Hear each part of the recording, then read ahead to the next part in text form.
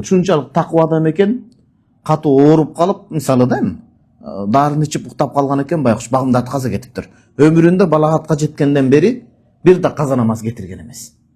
Демек эмне болуп атат?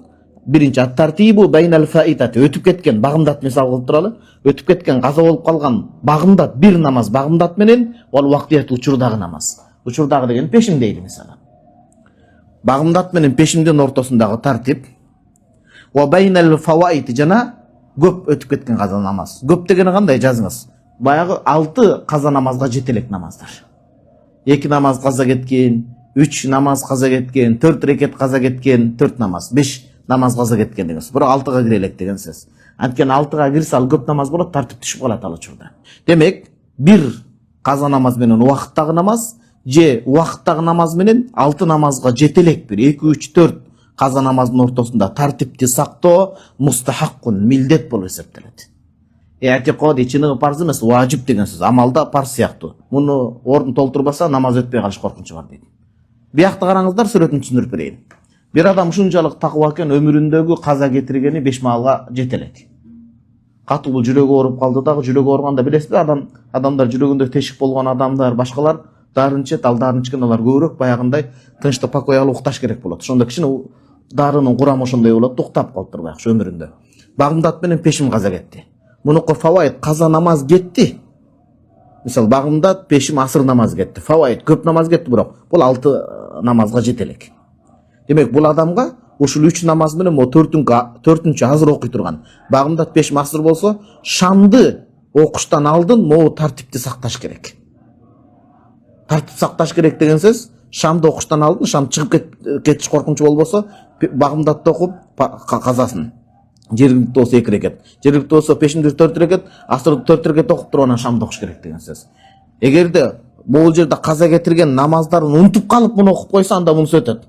Мо мен каза кетирдим го деп мутазаккирон, мо 3 намазды эстеп туруп шамды окуй турган болсо, шам өтпөй калат. Эмне үчүн? Анткени тартип важип, милдет болот. Тартип милдет болот. 6 намазга жеткенге чейин. Эми сүрөтү чыктыбы жалпы жонунан? Тартип шарт болот. Буларды сохибу тартип де, тартип ээси. Эмне үчүн десе, пенделик алсыздык кылып каза кетиптир, эми бул жерде казасын тезирээк окуш керек деген сөз. Мунун түпкү атайын далилдери бар туугандар. Пайгамбарыбыз саллаллаху алейхи вассалам хадис бар да. Кимде ким 6 намазга жетпей, ушул маанинде келет. Кайсы бир асанда намазы каза кете турган болсо, имам менен жамаат окуп атканда каза кеткен намазын эстеп калса, жамааттан бөлүнүп кеткен имам менен окусун, окуп бүткөндөн кийин кайра казасын окусун, каза окугандан кийин жана имам менен окуган намазын кайра кайтарып окусун дейт. Эмне үчүн имам менен каза намаз окулганы белгилүү, аны кайтар.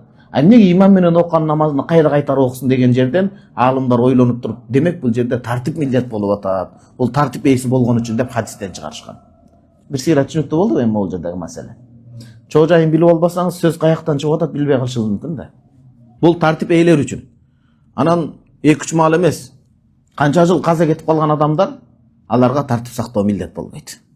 Алар оңтойлуу.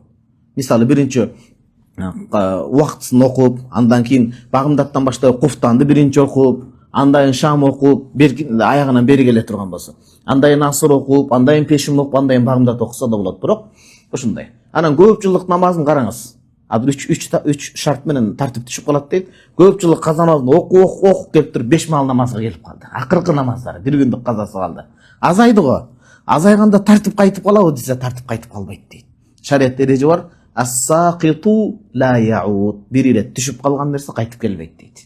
Кайра окуйун биринчи сөйлөмдү. Ат-тартибу байнал фаитати. Бир өтүп кеткен каза намаз. Багымдатты мисал кылалы. Кудай сактасын. Ол вактият, вакыттагы намаз, пешим. Ва байнал фавайти жана каза намаздар. Кандай кайсы каза намаздар? 6га жетелек.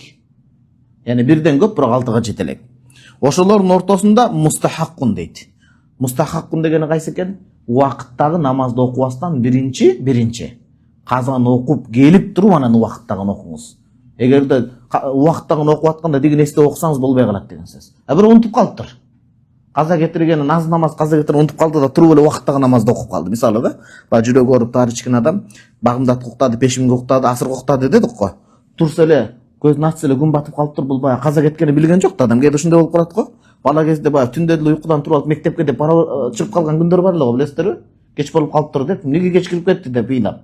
Ошол сыяктуу диги ойгоно калды да, күн баткан турбайбы деп туруп шам намазын окуса, белкилерди эстебей туруп, шам намазы өтөт бул учурда. Маселе ва хува мутазаккиран дейт. Аттиң мен деген тартип эсим, диги намаздарым калып кетпедиби деген маселе болуп атат да.